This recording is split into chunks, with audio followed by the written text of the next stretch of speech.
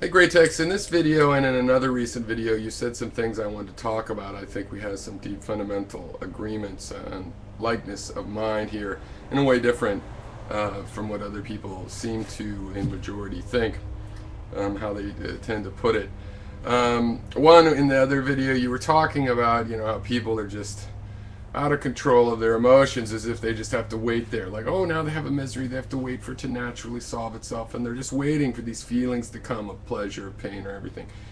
And they lack the intentionality to have the attitude that they can do something about these feelings. That when you feel miserable, there's stuff you can do to process and deal with that misery, where you feel involved with the misery passing, right? And I just deal with this a lot in my life. I have a lot of mellow people that I've always known that are kind of like if you have a problem with someone, well, don't talk about it, don't go into it, just start hanging out again, see if you can not mention it, see how it feels, feel your age. It's like this is not how psychology works. Any therapy, there's never just, you just wait and see how it goes, because yeah, it festers, and people just seem unaware of this. They're like, well, if they could just drop it and not mention it, this other person wants to bring it, it's always their fault, because they don't realize that it festers in them. And if they're really, really strong-willed and keep their, really vocal outrage in check, they're just going to become passive-aggressive about that kind of stuff. It's just going to fester, like you said. We have a deep agreement on that. The other thing is, in this video that I'm replying to, you talk about a community of attitudes, basically, in the mind, and how, in a sense, free thinking has to do with almost human rights or free speech principle among the attitudes in your mind. We should all be able to weigh facts on all different sides of something, and just because one pile of facts comes to predominate, and you go with that set of facts, you say, I'm going to make my actions and my judgments based on that. Doesn't mean you have to forget the other set of facts. It's still there. It might pile up. Maybe they'll reach some sort of balance. Maybe not. Even if it never happens, you still remember. Those are facts. They're worth remembering. And that, in your mind, at least metaphorically, is like separate attitudes that should be able to have an open discussion.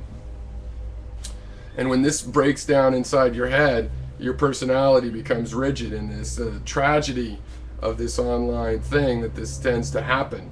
People reinforce that and basically, over time, caricatures themselves, often in direct proportion to whatever their success is. If they feel they're having success through subscriptions or views or whatever the criteria would be in a particular medium, on a particular website, this reaction to that sense of definition to that definition of success causes people to become sort of a caricature of themselves, and to go all in on one pile of facts and start to ignore others. They lose their tolerance, they lose their abilities. Because that's another thing. So let's say this is the predominant pile of facts. Having some understanding that there's some facts that just don't pile up over here makes you more understanding to people that are obsessing on this pile of facts and haven't paid attention to this other pile you'd like to introduce them to. It allows the ability to communicate outside yourself, and I think what you're saying, Great Text, is what you're pointing out, could be put as it allows you to communicate internally too. The brain can have these contradictory attitudes in different weights and proportions, and this is good, because otherwise we wouldn't be able to think and reason and evolve and understand an ever-changing set of data. So, really keeping in balance in this way is crucial, and sort of keeping true to the things that you don't proactively believe, but understand the perspective of, and are familiar with some of the facts that motivate these opinions that aren't your final decision on what you believe, but do have some sensibility to them that even you internally understand that you have to go out of your way to ignore. So viewing the mind this way is something we have as a deep agreement. I would extend this to this fact that the only way to have a good political system, social system, is for people to get their head right. You need a good social system among your own ideas.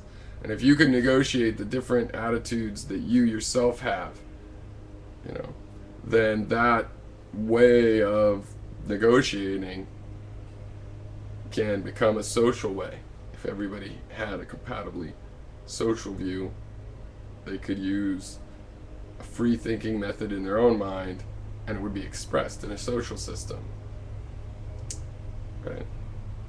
So this is really what we need to do, is get people. This is what I've been trying to do almost, entirely and consciously so.